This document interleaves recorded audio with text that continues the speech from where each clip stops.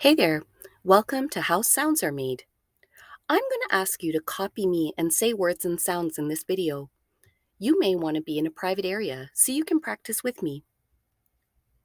This is an important message about the following content. Please pause and take some time to review. Let's start off with some key definitions that are really important to speech language pathologists. We mean different things when we talk about speech and language. Speech is how we say sounds and words. Language refers to the words we understand and use, and how we put those words together into sentences. The focus of this video is speech, or how we say sounds and words. There are different parts of speech. Articulation describes the accuracy of sounds.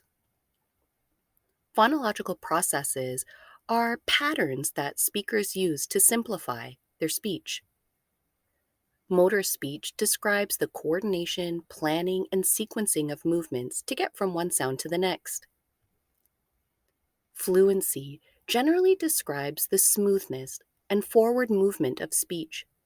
Fluent speech is smooth, with no bumps. Sometimes fluency is also known as stuttering. In this video, when we say speech, we mean sounds that are accurate and easy to understand. Please check in with your speech-language pathologist and make sure this video is right for you.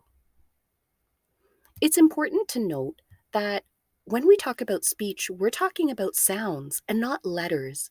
Here, you see the t sound and the sound, not t and r. Now that we know what we're learning about, I want you to copy me and say what I say. Are you ready? Say, speech is automatic.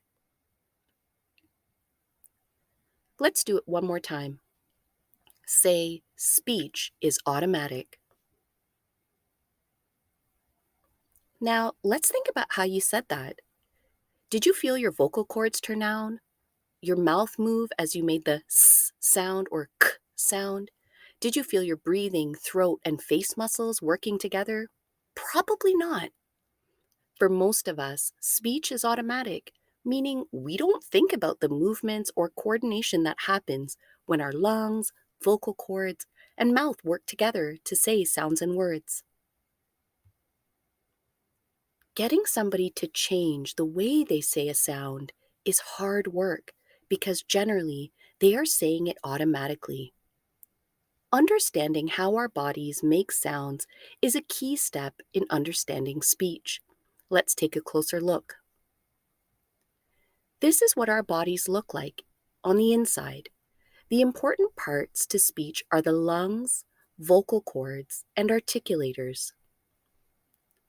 The lungs are the power source. They provide the air we need for speaking. Speech generally starts with breathing. The vocal cords are the sound source. Our vocal cords turn on and vibrate for some sounds and stay off for other sounds. You can actually feel it.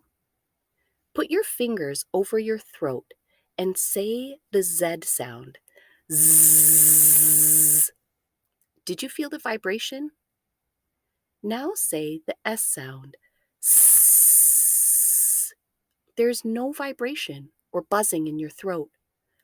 This is called voicing, and we'll talk a bit more about that in a moment. Once the air passes through the vocal cords, we use our articulators to make different sounds. The articulators are the lips, teeth, tongue, jaw, and other parts of the mouth. Let's talk about a really important articulator, the tongue. The tongue is a powerful muscle and an important articulator in almost all of our sounds. The front, middle, and back of our tongue move to articulate sounds. When you're trying to understand how the tongue moves to make a sound, it's helpful if you make the sound yourself and feel what's happening in your mouth. Let's try that.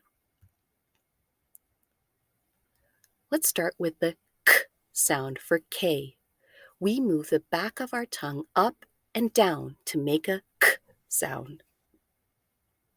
We move the tip of our tongue up and down to make an L sound. Oh, you try it. Say k, k, k. Did you feel the back of your tongue lift up? Now try L. Oh, oh, oh. Did you feel the tip of your tongue lift up? Sometimes many parts of the tongue have to move together, like when we make the sound for R. Try that out. R. Let's take a look at describing sounds now that we know how sounds are made. Every sound in American English can be described by voicing, placement of articulators, and airflow. Voicing means voiced or voiceless. Are the vocal cords vibrating and on or not? Placement describes where the articulators are in space to make a specific sound. There are generally 8 ways to describe placement of articulators in English, and this is an important part of a speech-language pathologist's assessment. Airflow describes where the air is coming out when we say the sound. For most English sounds, the air and sound come out of the mouth. When the air and sound come out of the mouth, we call it oral airflow. When the air comes out of the nose, we call it nasal airflow. There are only 3 sounds in English that are produced with nasal airflow: M, N, and NG. M, N, ng. You can try this out. You can't say the M sound, and squeeze your nose shut.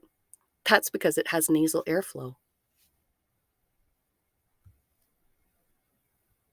Your speech-language pathologist will assess and determine accuracy of sounds and error patterns based on voicing, placement, and airflow.